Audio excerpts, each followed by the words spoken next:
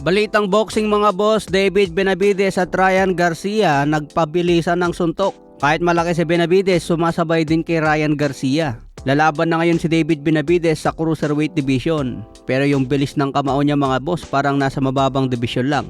Samantala Ryan Garcia naging awkward naman ang tirada dahil hindi pumatok ang ginawang pag-promote sa WBC. Tila hindi ito pinansin ng mga fans. Nagdala ba ng 3 babae na may hawak na letrang WBC. WBC! Yeah! Love the WBC! I love the WBC! Yeah! WBC! Yeah!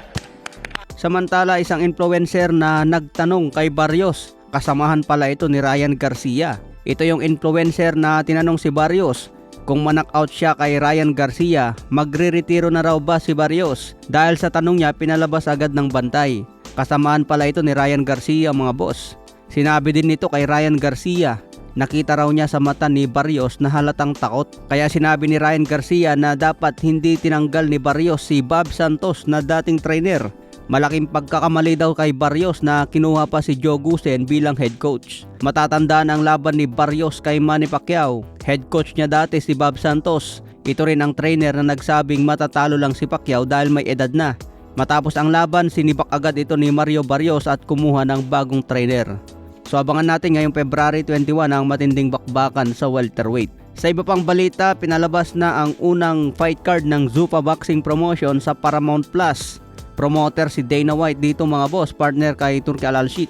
Main event nila ang laban ni Callum Walsh versus Carlos Ocampo sa middleweight division. Si Callum Walsh ang tumalo dati kay Fernando Vargas, kaya rising prospects ito at undefeated.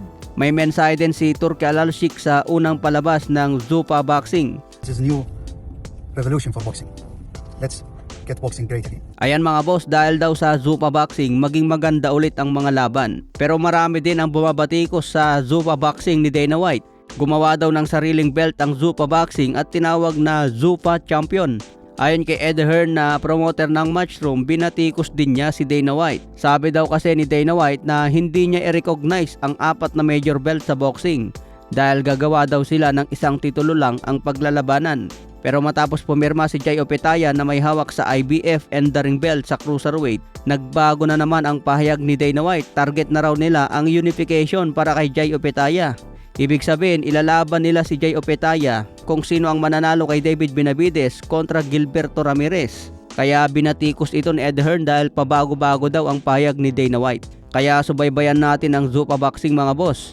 Babanggain niya ngayon ang Matchroom promotion ni Ed Hearn, Golden Boy promotion, PBC at Top Rank. Okay mga boss, hanggang sa muli nating updates.